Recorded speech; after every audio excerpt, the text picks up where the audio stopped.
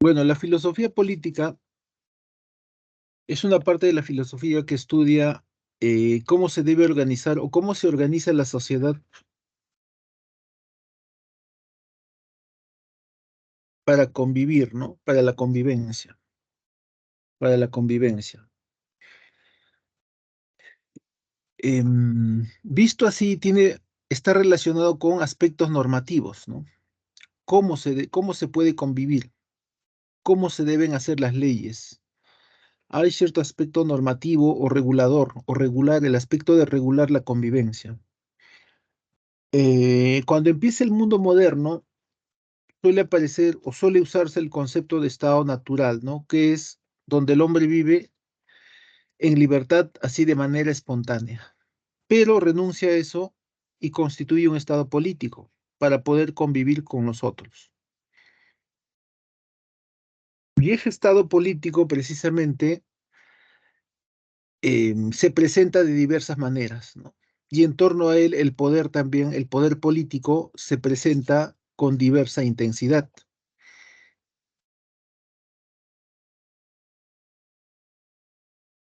Ahora entonces, la filosofía política estudia cómo se organiza la sociedad para poder convivir y en torno a eso que crea la sociedad, ¿no? A ese estado en realidad, la sociedad crea un estado.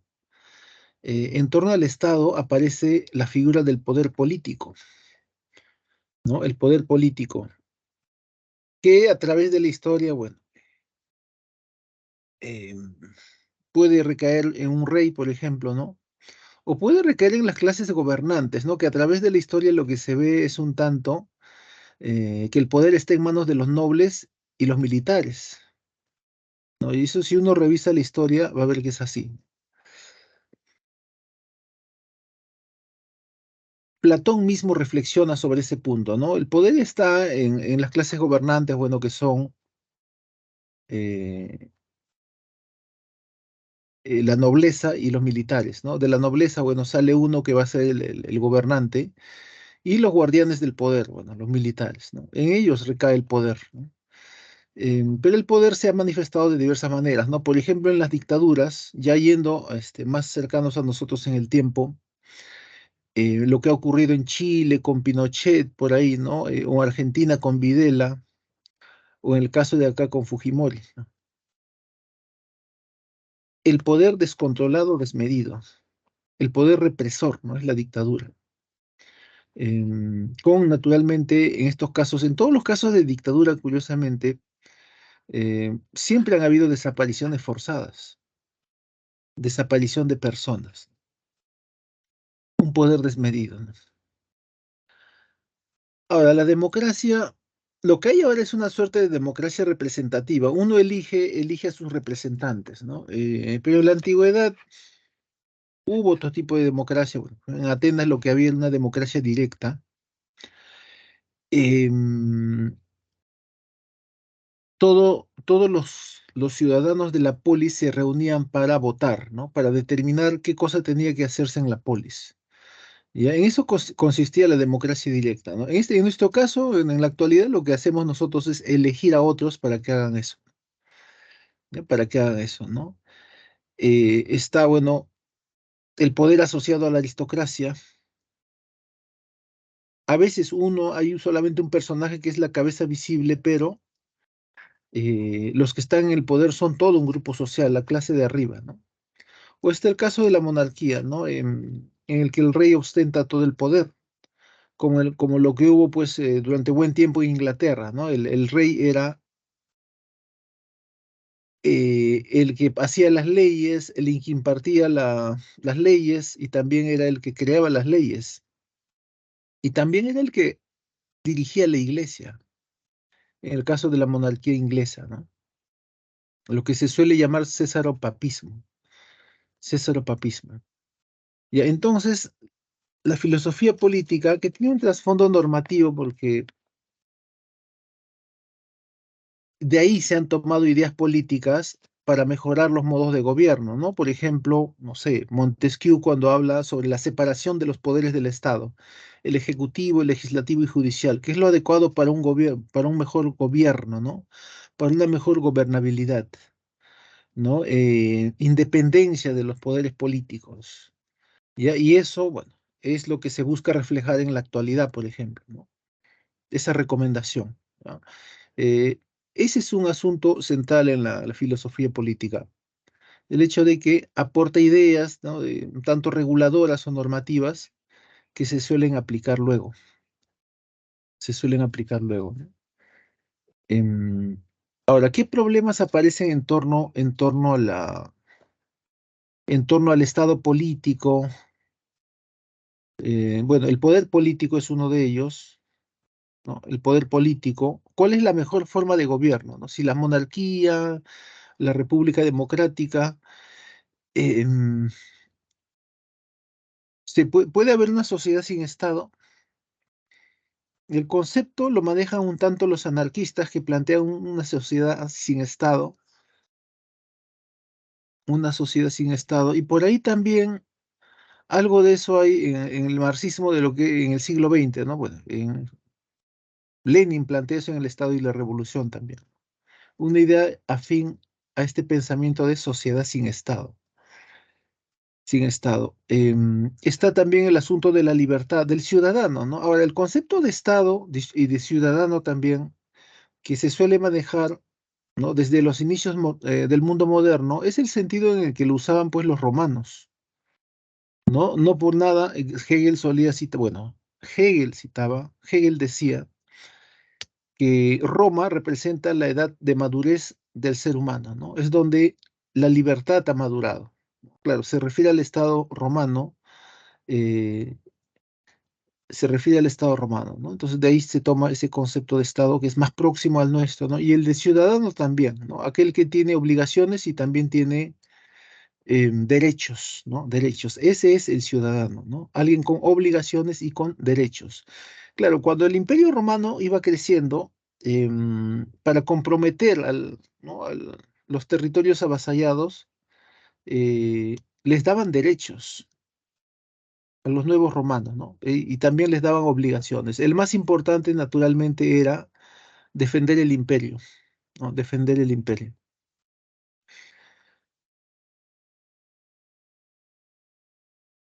Ya, vamos a ver algo de historia. Primero empezamos por Platón. En el caso de Platón, él proviene de la aristocracia, ¿no? Durante un tiempo el poder estaba, bueno, en manos de la nobleza, ¿no? De las monarquías. En realidad, en las polis lo que había eran una serie de monarquías, pero a partir de ese punto el poder ha ido evolucionando en las distintas polis o ciudades-estado griegas, ¿no? En Esparta la forma de gobierno era simplemente dos reyes, o sea, dos arcontes, dos basilios y una jerusía, un consejo. En el caso de los atenienses, llegan a descubrir lo que es la democracia directa, ¿no? Esto es que todos tomaban decisiones sobre el destino de la polis, ¿no? Sobre el destino de la polis. Ahora, en Platón, las ideas políticas de Platón, bueno, podemos discernir dos etapas, pues, porque en la vejez él cree en el gobierno de las personas, de los hombres, ¿no? Cree en un buen gobierno, en que un gobierno de hombres es necesariamente bueno, ya que recae en manos de los mejores, ¿no? Y las clases asociadas al poder, bueno, la nobleza, a través del noble sabio o noble o rey filósofo, ¿no? Noble sabio, rey filósofo. Em, Noble sabio, rey filósofo. Y los militares, ¿no? O guerreros, o guardianes, ¿no? Que son las clases, los custodios del poder, ya, pues, son los asociados al poder en sí. Debajo están, bueno, el pueblo, pues los artesanos, los labradores, ¿no? Ya, ahora, él siempre creía, y claro, los que dirigen el gobierno son alguien de la nobleza, ¿no? Ya, bueno, eh, son los mejores preparados, los más educados, ¿no? Por lo tanto, son los más virtuosos, los más sabios ya, para gobernar, ¿no? Provienen de la nobleza los gobernantes, ¿no? Él mismo era, bueno, miembro de la nobleza, ¿no? De la desaparecida nobleza, bueno, en Atenas. Eh, entonces, un gobierno de hombres lo que procuraba era siempre un Estado justo, ¿no? Un Estado que se preocupara por los bienes de toda la sociedad, por los bienes comunes, por el bienestar de toda la sociedad, toda la sociedad. Pero sin embargo, va a pasar que los gobiernos de hombres devienen en tiranías con frecuencia, ¿no? Entonces, ya en ese punto, Platón desconfía del gobierno de los hombres. Y en la vejez lo que va a decir es que es mejor confiar un gobierno que se base en leyes y consecuentemente en las instituciones que no respaldan a están asociadas a dichas leyes, ¿no? Entonces, las leyes controlan cualquier estamento, ¿no? Cualquier estamento, ¿ya? Entonces, las leyes y la institucionalidad. Todos deben depender de las leyes, ¿no? Todos los ciudadanos, ¿no? Incluso los gobernantes mismos. Todos, los militares, la nobleza, todos, absolutamente todos, ¿no? Y esto lo plantea ya en la vejez. Y esto es porque ya desconfía en el gobierno de los hombres, porque el gobierno de los hombres deviene en tiranía, ¿no? En tiranía, ¿ya? Deviene en tiranía. Ya, entonces hay dos etapas. Lo primero, ¿no? Entonces, la ciudad ideal, ¿no? La ciudad ideal eh, ¿no? Y los gobernantes se preocupan por el bienestar, por la justicia, ¿no? Por el bienestar de toda la sociedad, por la justicia, etcétera, en la República, ¿no? En la República. Y en la vejez, ya, bueno, esto se ve en el libro Las Leyes, ¿no? Un gobierno se debe basar en las leyes y sus instituciones políticas. Y sus instituciones políticas. ¿Ya? Se debe basar en las leyes y sus instituciones políticas. A ver, un momentito, por favor. ¿Aló?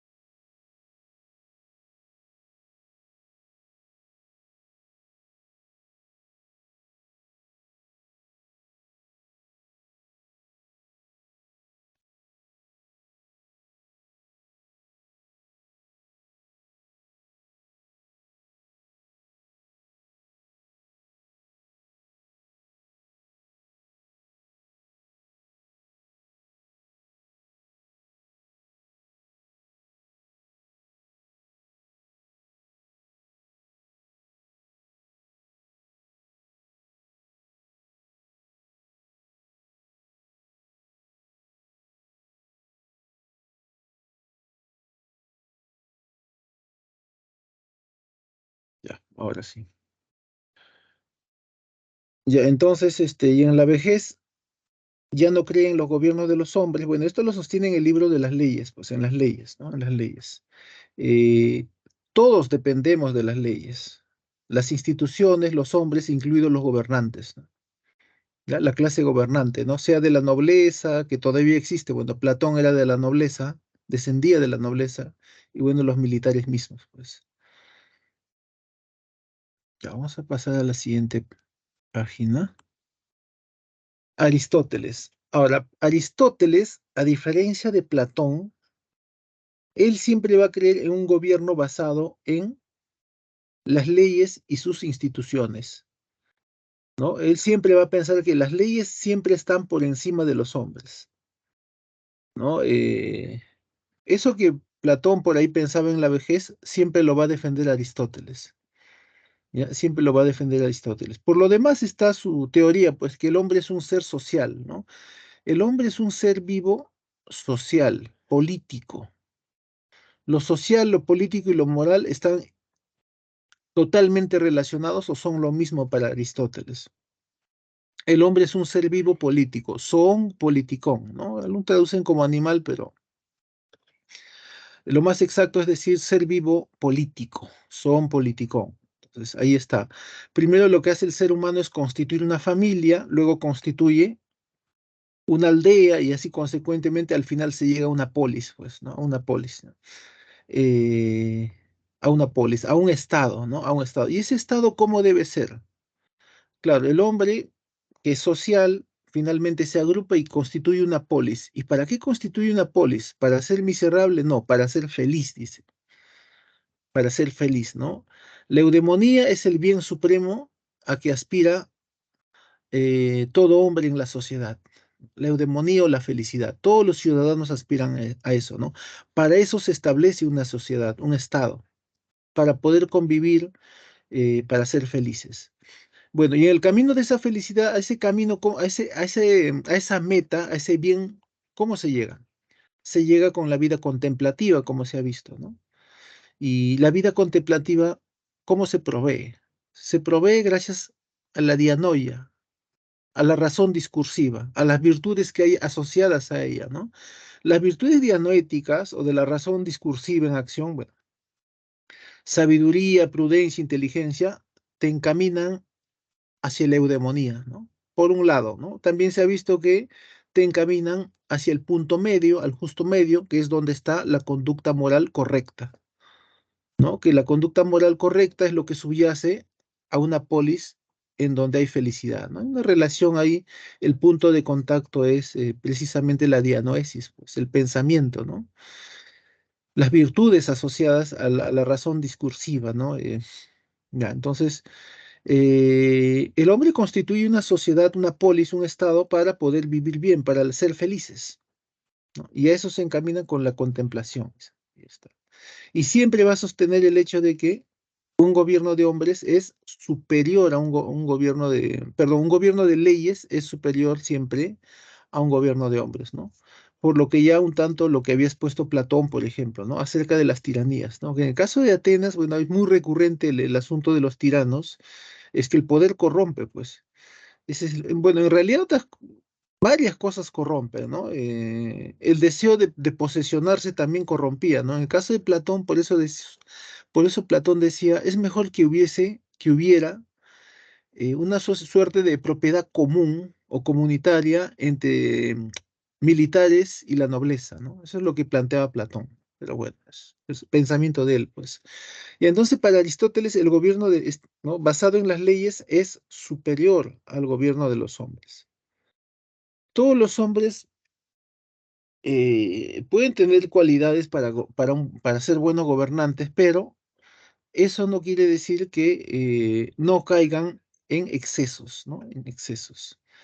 Ahora, sobre la esclavitud, Aristóteles como Platón nunca lo van a cuestionar, ¿no? Y de hecho, bueno, la esclavitud era el soporte económico en el mundo antiguo, pues, ¿no? Y no cuestionaban la pérdida de la libertad, ni Aristóteles ni Platón, ¿no? Nunca cuestionan ese hecho, ¿no? Perder la libertad, por ejemplo, por asunto de guerra, ¿no? Al caer en la guerra, ya. Ya entonces, y aparte que era necesaria, no solamente era necesaria para la polis, era necesaria para el mundo antiguo, ¿no? El mundo antiguo, como ya hemos dicho, la economía en el mundo antiguo se basa bastante en la esclavitud. Bueno, ahí está, ¿no? Lo veían como algo natural, ¿no? Como un destino natural. Bueno, en el caso de Aristóteles también, pues. Ya de ahí pasamos al mundo renacentista, el mundo renacentista, Maquiavelo. En el caso de Maquiavelo, va a teorizar el asunto, bueno, a comienzos, a inicios del mundo renacentista, ¿no? Que empieza tempranamente empieza el mundo renacentista en Italia, ¿no? En Italia. Esto es apreciar la cultura clásica, ¿no? La griega y la romana. En este caso, lo que se aprecia bastante es la cultura romana, ¿no? El aspecto de la política romana, en concreto el Estado romano, la República romana. los conceptos de la política romana, las leyes, el concepto de ciudadano, de Estado, etcétera. Sobre esa base es que se van a constituir estados pequeños poco a poco, y bueno, estados más grandes luego, como es el caso de la República de Florencia, ¿no? En lo que es parte de Italia ahora, ¿no? Es una pequeña, una suerte de ciudad-estado. Y claro, como toda ciudad-estado necesitaba de un cabeza de gobierno, y este estaba representado en la figura del príncipe. El príncipe era un cargo político, ¿no? Me parece que le llamaban prior, ¿no? Eh, Dante mismo, el escritor, está inmiscuido por ahí políticamente en asuntos políticos. El asunto es que simplemente el príncipe es una suerte de primer ciudadano, es el gobernante, sí, ¿no? Ahora, ¿qué hay con este gobernante, con este príncipe? Que ostenta todo el poder, ¿no? Todo el poder, ¿no? Todo el poder. Sin embargo, está controlado por las leyes, ¿ya? Por las leyes, por las leyes. Las leyes controlan al gobernante, ¿no? Claro, si es un tirano, naturalmente, las leyes te dirían que hay que sacar a ese gobernante, ¿no? Porque no sirve simplemente. Ya que es uno de los pilares, las leyes, las leyes. Ahora bien, em, sin embargo, bueno, cuando alguien entra a gobernar, se le da pues bastante poder político, no poco, pero en situaciones de excepción, sobre todo en casos de amenaza interna, el príncipe, el gobernante, tiene todavía aún más poder del normal. Claro, incluso podría suprimir muchas libertades, pues. Ya, bueno, a eso le llaman situaciones de excepción, ¿no? Que es donde sale a relucir expeditivamente la figura del príncipe. Un Estado tiene amenazas internas y externas. Y el príncipe, el gobernante, debe socavar a toda costa eso. Externamente, cuando otro país te quiere invadir, ¿no?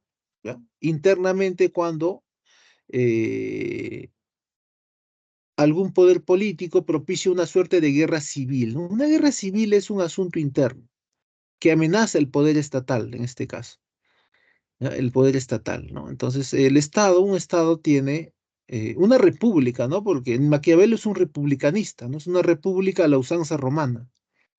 República, cosa pública. Entonces, el Estado se defiende tanto de amenazas externas como internas, ¿no? Entonces, y esto se logra gracias a que el poder está concentrado en un príncipe, ¿no? Pero es un príncipe que está controlado por las leyes, pues, ¿no? Por las leyes, ¿ya? Por las leyes. Em, ya, entonces, concentra todo el poder este gobernante, este primer ciudadano en realidad, ¿no? Porque el príncipe, en realidad, el gobernante que elegía la ciudad-estado de Florencia, podía pertenecer a la nobleza, ¿no? Como en algunos casos fueron los Sforza, ¿no? Estaban en el poder, ¿no? Pero a veces no, es que no era necesario, podía entrar un burgués también tranquilamente, ¿no? Un ciudadano común y corriente que por ahí sí tenía poder económico, ¿no? Pero no era una obligatoriedad que se trate pues de alguien de la nobleza, pues el que gobierna, ¿no? El príncipe. Ya, no necesariamente, ¿no? No necesariamente. Ostentaba todo el poder para poder mantener soberano al Estado, ¿no? Y este príncipe se iba a preocupar por los demás, por los ciudadanos, ¿no? El concepto de ciudadano romano es, tú tienes derechos, pero también tienes obligaciones. Naturalmente, aquí la principal obligación que invoca, por ejemplo, Maquiavelo, es la defensa del Estado, la defensa del Estado. Maquiavelo no creía en los militares pagados, sobre todo los que se suelen llamar mercenarios, pues porque muchas veces los mercenarios mismos propiciaban las guerras, ¿no? O los militares mismos les convenía que hubiera guerra constantemente, ¿no? Porque ese era su negocio, pues. En cambio, sí recomendaba Maquiavelo que no haya milicias ciudadanas. El cuidado del Estado esté en manos de los ciudadanos armados. Eso es lo ideal, decía Maquiavelo. ¿ya? Ese es lo ideal, decía Alma. Y es otro de los pilares, ¿no? Los ciudadanos, ¿no? Aparte de las leyes, ¿ya? Aparte de las leyes, ¿no? Entonces, era necesario eso. Ya, esas son algunas ideas que desarrollan el príncipe, pues, en el príncipe. Que podía ser cabeza de gobierno, alguien de la nobleza, ¿no? Había gente de la nobleza viviendo en el estado de Florencia. O también podría ser un burgués, pues, ¿no? Alguien que tenga poder económico. No había mayor problema ahí. Ahora, en otro libro, en discursos sobre la primera década de Tito Livio, los discursos, añade otros conceptos sobre lo que es el Estado, ¿no? Sobre lo que es la República, un Estado que se preocupa por los asuntos públicos, como la seguridad de los ciudadanos, ¿no? Eh, este Estado se basa en tres pilares, dice, ¿no? Que ya hemos ido mencionando por ahí las leyes, ¿no? Esas leyes controlan incluso al príncipe. Si el príncipe es un tirano, debe salir, pues. Uno.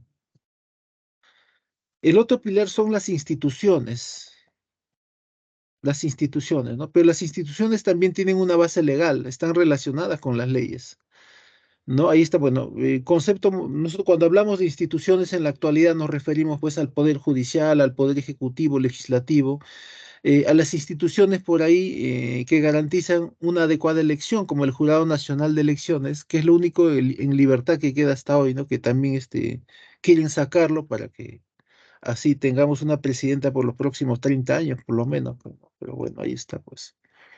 Es lo único que no ha caído, ¿no? Hasta el Poder Judicial ya está secuestrado. Ya, una fiscal que, bueno, pues no estudió maestría y doctorado, ¿no? Al mismo tiempo, ¿no? Eso no se permite en una estatal, ¿no? Sí, ¿dónde, no? Ahí sí, pues, ¿no? Ahí está, pues. Ya, lo único libre es que hay, si cae el Poder Judicial, perdón, el Jurado Nacional de Elecciones, porque es un cargo, es elegido para cierto tiempo, no es que porque a mí me da la gana yo los voy a sacar, ¿no? Porque no me favorecen a mí, ¿no? Pero bueno, es lo único que queda, pues. Ya, ahí está, pues, ¿no? Las instituciones tienen voz y voto, y el Jurado Nacional dice, de elección, nos quieren controlar a nosotros también, ¿no? Ya a eso se refiere Maquiavelo. Las instituciones tienen una base legal, bueno, ahí están las leyes, y tienen autonomía, o sea, tienen voz y voto. Claro, lo ideal es que no se controle ningún estamento del Estado, pues, ninguna institución esté controlada, ¿no? Entonces ahí están dos pilares, las leyes, las instituciones, y en tercer lugar, los ciudadanos, ¿no? Las virtudes en los ciudadanos. Una de las virtudes, por ejemplo, que invoca no solamente Maquiavelo, cualquier republicanista es participar activamente en la vida política del Estado. Cualquier republicanista sostiene eso, ¿no? Maquiavelo, Rousseau o más adelante Quentin Skinner, igual. ¿No? Cualquier republicanista sostiene a los ciudadanos. Ahora, así en sentido general ya, claro, cuando hay una amenaza externa, el Estado se debe defender a toda costa, ¿no? Si es necesaria la guerra, se tiene que hacer la guerra, dice Maquiavelo, ¿no? Pero si se puede evitar la guerra, si se puede negociar de otra manera, evitando la guerra, eso sería lo mejor, dice, ¿no? Claro, y ahí habría más virtud. Hay más virtud en evitar la guerra que en hacerla. Ya, eso también lo sostiene Maquiavelo. Vamos a pasar a otro representante, un republicanista, Maquiavelo.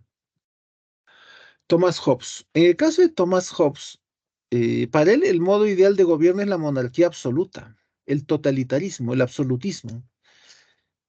Y claro, ¿no? Dice, Eh, aquí ya se maneja bien aquel concepto de estado natural o de naturaleza y estado político. En el estado natural o de naturaleza, el ser humano es libre. Para cualquier pensador político parte de la idea de que el hombre es libre en el estado natural, pues, ¿no? Es libre, perfecto, es libre, dice, ¿no? Dice Thomas Hobbes. Pero pasa que el hombre es como un lobo, es un egoísta y está constantemente en guerra, dice. Está constantemente en guerra. Entonces, en ese contexto no se puede convivir, dice. Es por eso que aparece el Estado político, que es un acuerdo, una suerte de contrato, ¿no? ¿No? Entonces, o sociedad civil, como lo llama ahí, ¿no? O contrato, ¿no? El Estado político. Entonces, el Estado político es una figura un tanto opuesta al Estado natural, pues. Y en el Estado político, ¿cómo va a ser el poder? El mejor modo de gobierno es la monarquía absoluta, todo el poder concentrado en la figura del rey. Metafóricamente, bueno, solamente ese totalitarismo es lo que garantiza la paz, la convivencia, dice Thomas Hobbes, ¿no? Y metafóricamente alude pues a la bestia marina Leviatán, ¿no? Que fagocita a un personaje bíblico, pero no se lo come, ¿no? En realidad esto que se suele interpretar como una ballena, Jonás me parece que es el personaje, no recuerdo bien tampoco. Si es Jonás, es Jonah, ¿no? Pues no hay la S en el hebreo ya. Entonces dice, en realidad lo que hace la bestia marina es proteger, pero controlando totalmente al individuo. Así debe ser el Estado, dice, ¿no? Debe proteger al individuo, pero a la vez lo controla totalmente, dice, ¿no? Eso tiene sus repercusiones porque ni siquiera los nobles estaban seguros ante la figura imponente del rey, porque si al rey le daba la gana, simplemente, aun así tú fueras noble, te mandaba a encerrar, te quitaba lo que tenías y te podía mandar a ejecutar. El monarca era, como ya dijimos al comienzo, era juez, era creador de leyes, ejecutor de leyes, y aparte era el cabeza de la iglesia también. Ya, ese era, bueno, el problema, pues, ¿no? El problema, ¿no? Entonces, pero Tomás Hobbes sí dice, ¿no? El totalitarismo, el absolutismo es lo mejor, la monarquía absoluta es el mejor modo de gobierno. Ya, es lo único que garantiza paz, dice, ¿no? Es lo único que garantiza paz. Pero no, pues, ¿no? Como ya dijimos, ni siquiera los nobles estaban seguros, ¿no? Y es por eso que ya había constantemente guerras civiles en Inglaterra en contra de la monarquía. Guerras que probablemente, bueno, guerras civiles, ¿no? Tiene un libro, aparte de Leviatán, tiene un libro que habla sobre las guerras civiles para que se establezca un parlamento, pues porque finalmente lo que va a controlar al monarca, le va a ir quitando poder poco a poco, es el parlamento. El Behemoth. En el Behemoth relata las guerras civiles que hubo contra la corona inglesa para que se establezca finalmente un parlamento, pues. Parte de esas guerras, ¿no? Parte de esas guerras. Sobre ese asunto va a teorizar Locke, ¿no? Que vamos a ver enseguida, ¿no?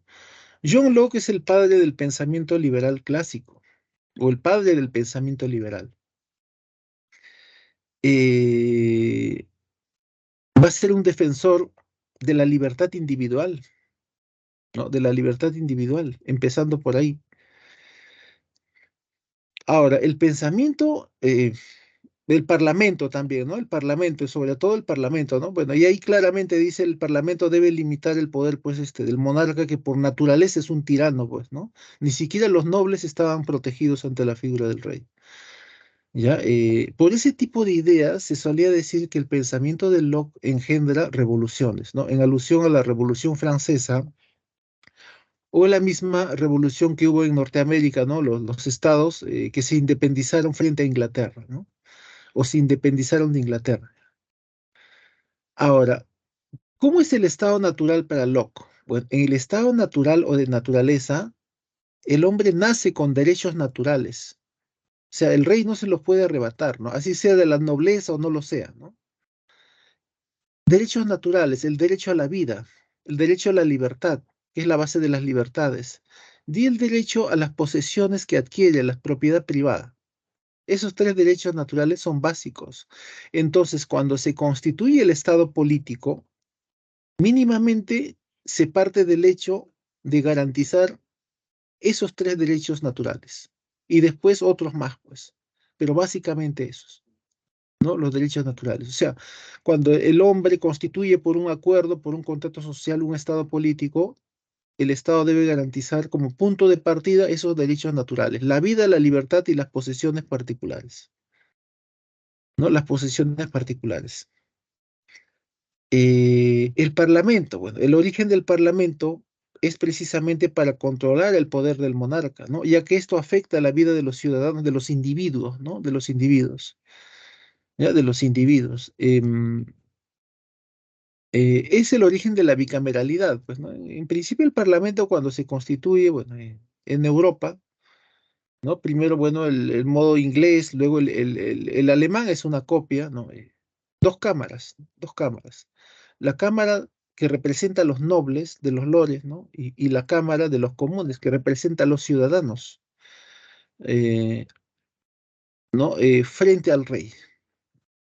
Entonces ahí se constituye, ¿no? Como un poder que hace oposición al rey, ¿ya? Como un poder que hace oposición al rey, ¿no? Ese es el origen del Parlamento, pues, ¿no? Se entiende por qué hay dos cámaras, ¿no? Acá, bueno, quieren hacer dos cámaras simplemente para que haya más burocracia, pues, ¿no? Acá no hay nobleza, ¿no? Bueno, que van a legislar unos para una clase social o los otros para otra, ¿no? No le veo sentido, ¿eh? Ya, entonces, eso es lo que plantea Locke, ¿no? Lo que plantea Locke. Y naturalmente, como habla sobre las libertades, parte de esas libertades es precisamente todo tipo de tolerancia, la tolerancia. Tiene una carta de tolerancia, bueno, así se llama el libro, texto, y parte de esa tolerancia es la tolerancia religiosa, ¿ya? La tolerancia religiosa, la tolerancia religiosa. O sea, la religión no debe ser algo impuesto, es parte de tus libertades, las cosas que quieras creer, pues, ¿no? Entonces, la religión se debe separar del asunto estatal, dice.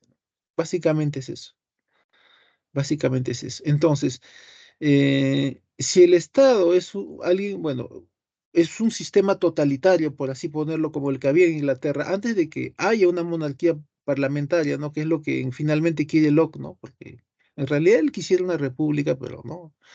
Una monarquía controlada por un parlamento, eh, si había ese totalitarismo, lo mejor era rebelarse, pues, ¿no? Hacer revolución, resistencia política.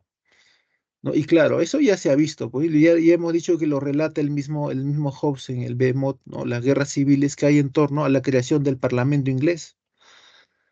Ya, vamos a pasar a lo siguiente.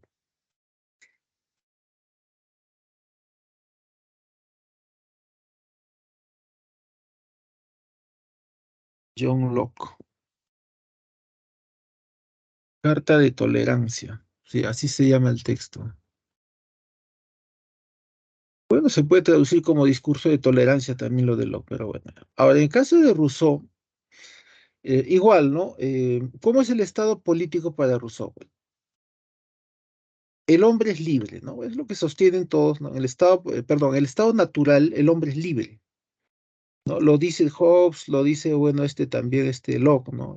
La libertad. Es un asunto general, ¿no? O común. Em,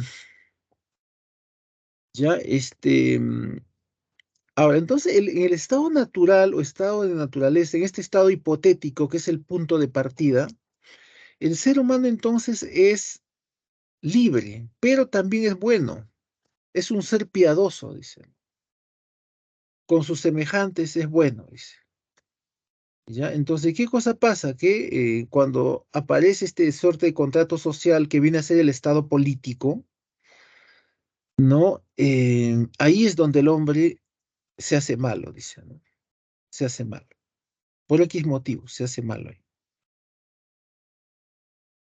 Ahora bien, no, el estado político surge por un contrato, por un acuerdo social. Es una creación social, ya, por acuerdo de todos. Para él también, al igual que Maquiavelo, el mejor modo de gobierno es la república, pues, ¿no? Un estado republicano, con sus leyes, con sus instituciones. Ahora, las leyes, naturalmente, son creadas por el pueblo, pero a través de sus representantes, ¿no? No hay aquello ya de tomar decisiones de manera directa, ¿no?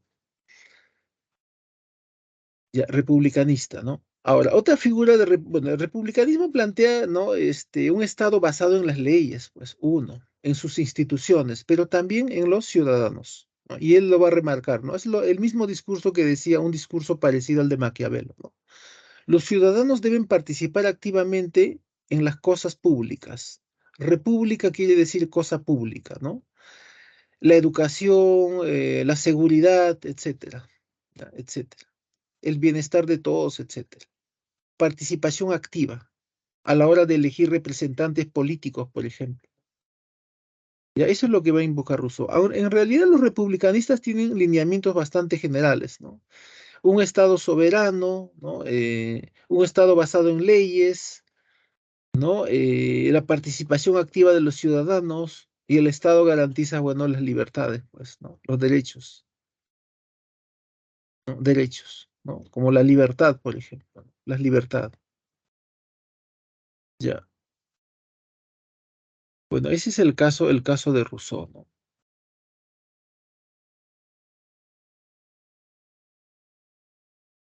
Ahora, es el que más teoriza la figura del Estado político como una suerte de contrato, ¿no? No un contrato metafórico, sino un contrato así mediante papeles legales, pues, mediante papeles, pues. El documento que le da vida a un Estado en sí, o que constituye por ahí el asunto de fondo, es la Constitución. Y eso pasaba no solamente, bueno, con los estados modernos que van a ir apareciendo desde la pequeña República de Florencia, sino en las mismas polis tenían su constitución, su Carta Magna. Ya Atenas, por ejemplo, tenía su propia constitución. Vamos a pasar a lo siguiente. Ya, luego tenemos a John Rawls. En el caso de Rawls, igual, ¿no? Se parte la idea de que lo que primero existe es un estado natural o un estado de naturaleza. En ese estado de naturaleza que es hipotético, se parte la idea de que no hay justicia, ¿no? La gente actúa, no sé, de repente guiada por sus impulsos, por sus emociones, ¿no? Muy intuitivamente, ¿no? Pero no hay el sentido de justicia, no hay, ¿no? Eso en el estado hipotético de naturaleza. Entonces, el hombre renuncia a eso, ¿no? Por un acuerdo y crea el estado político, por un acuerdo, por un contrato social. A ese contrato social por el cual se crea el estado político, Rawls lo llama situación neocontractual, ¿no? O simplemente contrato social. Es el modo como él llama el acuerdo social o contrato social por el que se crea el Estado político. Ahora, ¿cuál es la base para John Rawls de la existencia de un Estado político? El Estado político se constituye sobre la justicia. O sea, yo por un contrato social creamos un Estado político y la base de todo aquello es la justicia, dice. A esa idea es lo que se llama, a ese contrato social, a ese modo es lo que llama situación neocontractual John Rawls, ¿no? Constituir un Estado sobre la base de la justicia. Y ahí empieza, en ese punto de partida, empieza a teorizar qué cosa es la justicia, qué cosa vendría a ser la justicia. John Rawls es el teorizador, el teórico, ¿no? El teórico de- del pensamiento americano. El pensamiento americano político, jurídico, está imbuido en el pragmatismo. Pero ya se ha dicho que el pragmatismo es una corriente del conocimiento. Lo verdadero es lo que beneficia a muchos, ¿no? Lo que da felicidad a muchos trae el mayor beneficio. Distinto a eh, el utilitarismo, ¿no? Que lo bueno es lo que beneficia a muchos, trae felicidad a muchos, causa el mayor beneficio, etcétera, etcétera, ¿no? Bueno, él está más imbuido en el pragmatismo, pero hay un punto de contacto en que se encuentra por ahí con la moral utilitarista, pues. Entonces, la justicia es la base para que se constituya un Estado político y es lo que se viene a llamar situación neocontractual, ¿no? Neocontractual. Eh,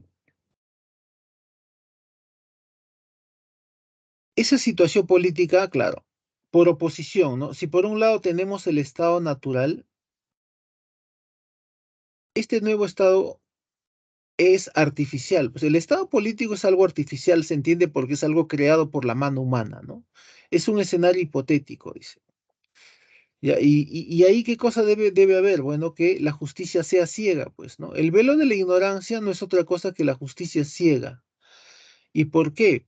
Porque imparte, ¿no? La justicia se imparte por igual tanto para el de la clase alta como para el de la clase baja en teoría, ¿ya? En teoría, ¿no? En teoría. Bueno, simplemente se alude a aquello metafórico de que la justicia es ciega, pues. no es ciega. Y bastante de eso hay en la jurisprudencia americana, ¿no? Si alguien, bueno, ha cometido un delito grave, así pertenezca a la clase alta, no puede evitar las leyes, ya no puede evitar las leyes. Entonces la justicia no se parcializa con nadie, dice, ¿no? Con nadie. Ya, solamente eso, que la justicia sea ciega o haya el velo de la ignorancia, pueden haber normas legales equitativas y justas, ¿ya? Y justas. O sea, las mismas normas legales, las mismas leyes jurídicas para todos, ¿ya? Para todos, para todos. Y en ese contexto, en ese estado político, todas las personas, ya que estamos en un ámbito, en el ámbito de la justicia, todas las personas tienen los mismos derechos, ¿no? Los mismos derechos, ya, los mismos derechos, ¿no? Aquí no está la figura, hay una figura, los principios, ¿no? Han puesto los principios, yo lo voy a comentar porque es algo básico. Y entonces todas las personas tienen los mismos derechos, pues. Eso es lo que viene a ser el primer principio. Hay dos principios en torno al asunto de la justicia, ¿no? Imparcial, ¿no? El primero es el tema del derecho. Todos tienen los mismos derechos. ¿En qué sentido todos tienen los mismos derechos? En que todos tenemos las mismas libertades. Se habla ahí de un esquema básico de libertades para todos. Es por eso que en Norteamérica, pues si uno va a Norteamérica tranquilamente, no solamente encuentra, bueno, libertad religiosa estaríamos hablando aquí, ¿no? Para graficar, ¿no? Todos tienen los mismos derechos, derechos a creer, libertades, libertad de creencias religiosas. Si uno va a Norteamérica, uno no solamente va a encontrar templos protestantes o católicos, ¿no? Va a encontrar también sinagogas, ¿no? Va a encontrar por ahí templos musulmanes también. Entonces, esto de los preceptos, de los derechos, ¿no? De las libertades para todos, aplica claramente, ¿no? En el contexto americano. ¿Ya? Y de hecho, John Rawls es uno de sus teorizadores, pues. ¿Ya? Ahí está, ¿no? Hay hasta templos musulmanes ahí, ¿no? Bueno, incluso yo una vez vi una fotografía de un grupo de budistas, ¿no? Tendrían pues algún lugar de retiro ahí en Norteamérica, que lo hay, ¿no? Estaban comiendo en un McDonald's, ya un McDonald's, ¿no? Así con sus túnicas anaranjadas, pues, ¿no? Ya ahí está, ¿no? Entonces, eso es, todos tienen los mismos derechos, las mismas libertades, ¿no? Un esquema básico de libertades para todos en común, ¿no? En común, uno. Y lo segundo es, ¿no? El segundo principio es tratar de eliminar esas barreras socioeconómicas. Claro, cuando uno quiere ascender socialmente, hay barreras socioeconómicas, ¿no? Unos no se pueden pagar los estudios, entonces el Estado, ¿qué cosa hace? Por ahí, educación, pues, gratis. Hay educación particular y educación del Estado en todos los niveles en Estados Unidos. Y es más, ¿no? Hay un sistema tal de, que lo llamaríamos becas, ¿no? Becas, no sé. De que alguien dotado puede incluso acceder a una universidad particular. Ya, claro, hay casos excepcionales, pues, ¿no? Entonces ahí está, ¿no? Favorecer a todos. Al menos en este caso, sobre todo a los menos aventajados, dice, ¿no? Claro, los que requieren más apoyo precisamente son los que tienen menos bienestar socioeconómico. Ya, uno, ¿no? Uno. No, no le van a dar, pues, beca a alguien, pues, que puede pagar una universidad particular, pues, ¿no? Es innecesario, es superfluo, ¿no? Uno. Y lo segundo, se relaciona el segundo punto con los concursos públicos, el acceso a los cargos públicos. Como en el caso de Perú, ¿no? Bueno, en teoría, ¿no? Hasta donde se ve, ¿no? Si uno quiere participar, por ejemplo, a la carrera judicial, ¿no? A la carrera judicial pueden participar tanto los que han estudiado en particulares como en estatales, ya por igual, ¿no? Entonces, los cargos públicos están abiertos para todos. Se refiere a los cargos del Estado, pues, en empresas estatales, ¿no? O instituciones que funcionan como empresas, como es el caso del Poder Judicial. Funciona como una empresa, aunque no lo sea, pero ya, a esos puestos de trabajo se refiere, ¿no? los puestos de trabajo que hay en el Estado abiertos para todos por igual, ya, por igual, por igual. Entonces ahí está, ¿no? Favorecer a los que están menos favorecidos socioeconómicamente y también por ahí que los cargos públicos estén abiertos para todos. Todos tienen las mismas oportunidades de acceder a un cargo, un puesto del Estado. Ya, esos son algunos asuntos que ha teorizado John Rawls, pues, ¿no? En torno al tema de la justicia. Bueno, su libro más conocido es Teoría de la Justicia. Teoría de la Justicia.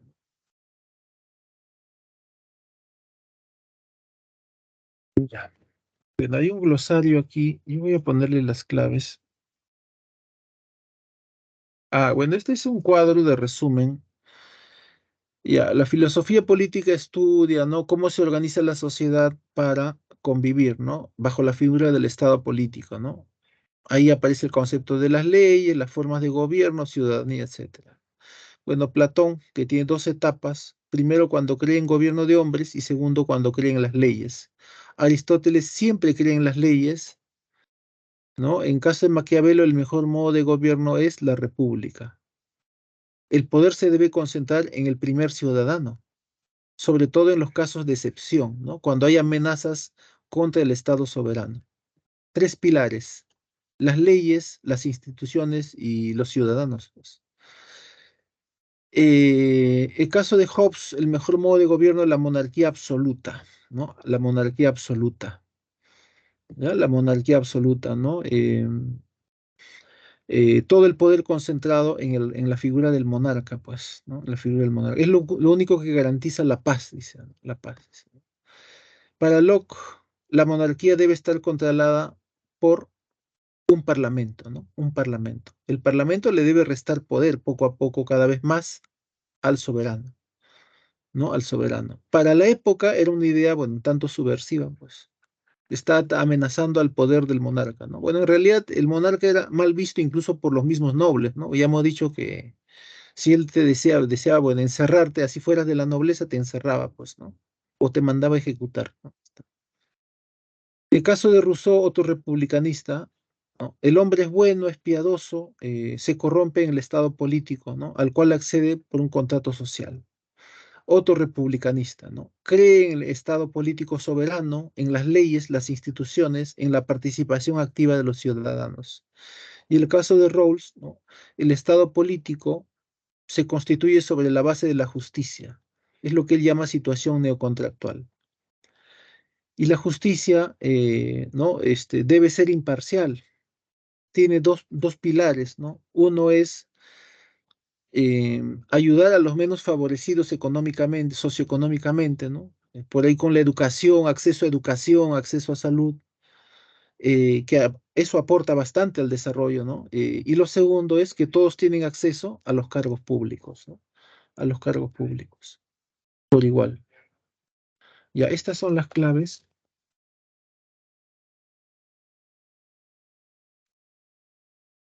ya las claves de esta semana. No sé, de repente hay alguna pregunta. Vamos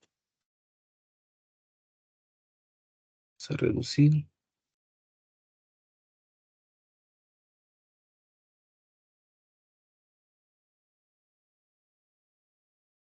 Hay chat aquí. Así hay chat acá. Ya abrí el chat ya. Pues de repente alguna pregunta en el chat ya para ir terminando, no sé.